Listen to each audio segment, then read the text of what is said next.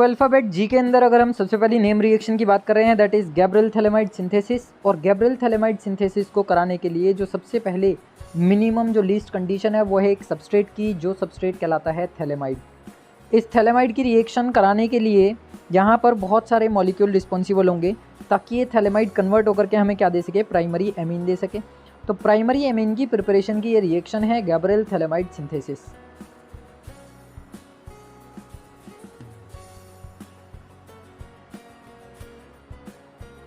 तो बेसिकली ये थैलेमाइड करने क्या वाला है, थैलेमाइड की रिएक्शन हम सबसे पहले कराएंगे KOH के साथ। यहाँ पर जो रिएजेंट है वो होता है पोटेशियम हाइड्रोक्साइड।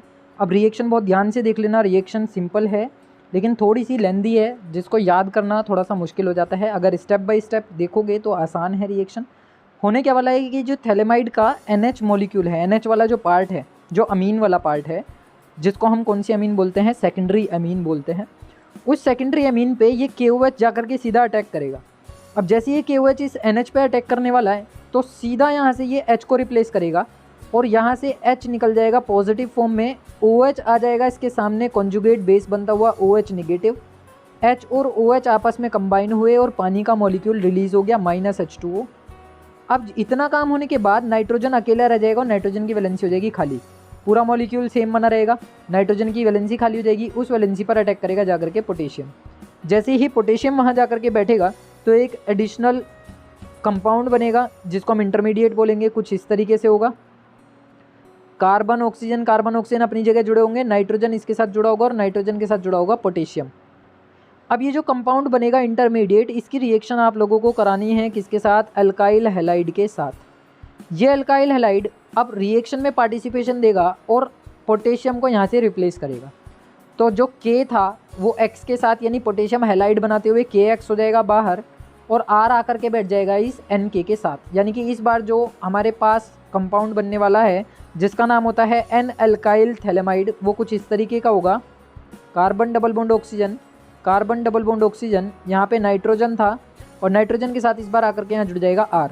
तो इसको हम बोलते हैं N अल्काइल और ये पूरा का पूरा जो कंपाउंड है वो है थैलेमाइड। तो N अल्काइल थैलेमाइड यानी कि पहले स्टेप में आपके पास पोटेशियम आया यहाँ पे H हट करके, दूसरे स्टेप में अब आपके पास क्या आ गया, अल्काइल ग्रुप आ गया जो कि N अल्काइल थैलेमाइड की प्रिपरेशन को अकरेंस देता है। उसके बाद जो लास्ट स्टेप इसमें हम कह सकते हैं कि जो कंसिडर किया जाएगा वो ये कि आपको इसकी रिएक्शन करानी है बेसिक मीडियम के साथ वापस से। उस बेसिक मीडियम में आप पोटेशियम हाइड्रोक्साइड के अलावा NaOH के एक्वस मीडियम का यूज़ कर सकते हैं। इस बार मैंने NaOH के एक्वस सॉल्यूशन का यूज़ किया, एक्वस मीडियम का यूज़ किया। तो बेसिकली होगा क्या कि ये वाला जो R वाला पार्ट है वो इस नाइट्रोजन को, इस यहाँ से इस हाइड्रोजन को, ये जो NR है वो यहाँ से सीधे सीधे इस हाइड्रोजन को अपने साथ लेकर के क्या हो जाएगा, सेपरेट हो जाएगा। तो कंपाउंड कुछ इस तरीके से निकलेगा RNH2।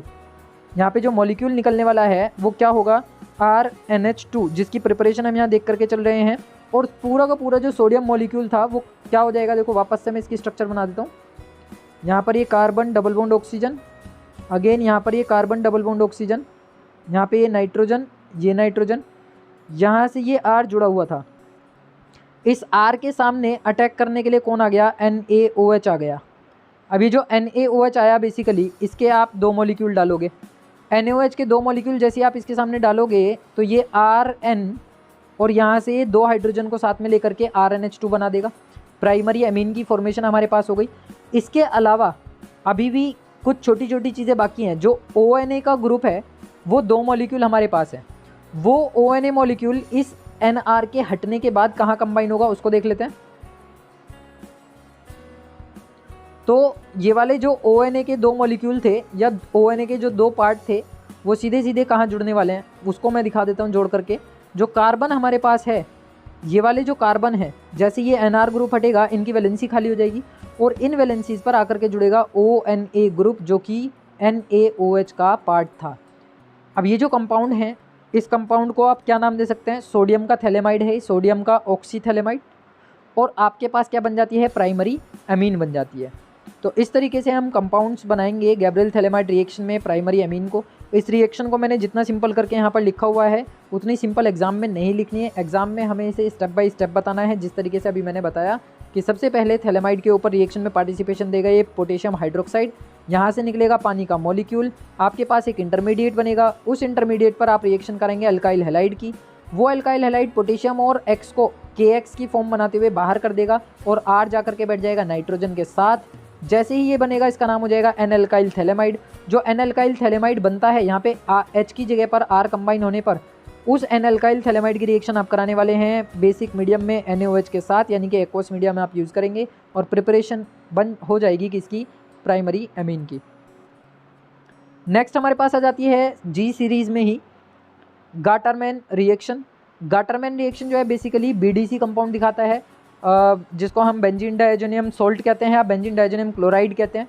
तो बेंजीन डाइज़ोनियम क्लोराइड की रिएक्शन आप कॉपर की प्रेजेंस में HCl के साथ कराओ या कॉपर की प्रेजेंस में आप HBr के साथ कराओ, दोनों ही बार आपको एक हेलो अरीन मिलेगी, नाइट्रोजन गैस का इवोल्यूशन होगा और एक जो हाइड्रोजन है इन एसिड का वो यहाँ से Cl को और या फिर इस वाले Cl को लेकर के एक एसिड बनाते हुए क्या हो जाएगा बाहर। रिएक्शन बहुत सिंपल है, बेंजीन डाइज़ोनियम क्लोराइड आपने लिखा N2Cl, इस बेंजीन डाइज़ोनियम क्लोराइड की रिएक्शन आपने कराई कॉपर की प्रेजेंस में HCl के साथ, यहाँ से ये वाला Cl इस वाले H के साथ निकल जाएगा बाहर, क्या बन गया HCl बन गया, ये वाला नाइट्रोजन इवोल्यूट हो जाएगा नाइट्रोजन गैस की फॉर्म में बाहर निकल गया, एक Cl जाकर के सीधा रिप्लेस कर देगा इस नाइट्रोजन को, क्या बन जाएगा क्लोरोबेंजीन, यानी हेलोबेंजीन बनाने की या फिर हेलोअरीन बनाने की केमिकल रिएक्शन या प्रिपरेशन रिएक्शन हम इसे कह सकते हैं गाटरमैन रिएक्शन को। तो ध्यान बस इतनी बातें रखनी है कि एसिड के साथ कॉपर की प्रेजेंस रखनी है, या फिर आप ये कह लीजिए कि कॉपर की tube at least 300 degree centigrade temperature तक रेड हॉट होनी चाहिए, जिसके ऊपर हम HCl एसिड को पास आउट करेंगे with the benzene diazonium chloride या फिर HBr को पास आउट करेंगे with the benzene diazonium chloride. Next आ जाती है G सीरीज़ में ही गाटरमैन कोच रिएक्शन।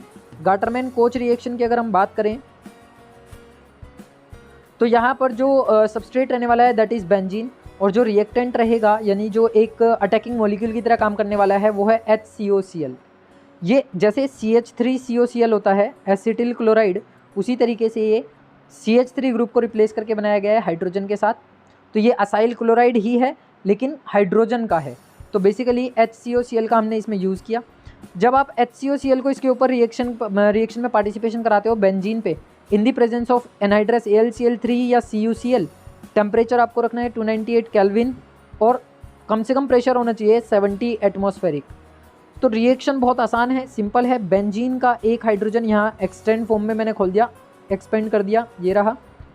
इस हाइड्रोजन के साथ अगर मैं देखूँ ये वाला Cl HCl को बनाते हुए जाएगा बाहर, HCl की फॉर्मेशन हो गई और जो CHO ग्रुप था वो आकर के इस हाइड्रोजन के प्लेस पर बैठ जाएगा, तो प्रिपरेशन हो जाएगी बेंजल्डिहाइड की।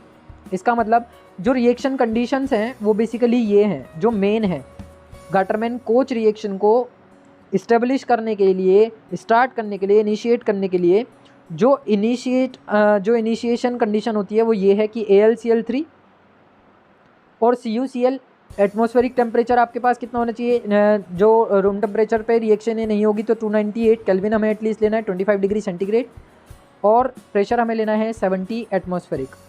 नेक्स्ट इसमें आ जाती है हमारे पास गाटरमैन एल्डिहाइड सिंथेसिस जो कि G सीरीज़ में लास्ट रिएक्शन है। इसमें जो अटैकिंग मॉलिक्यूल जो सबस्ट्रेट है दैट इज़ फिनॉल और अटैकिंग जो मॉलिक्यूल है वो मिक्सचर है HCN और HCl का।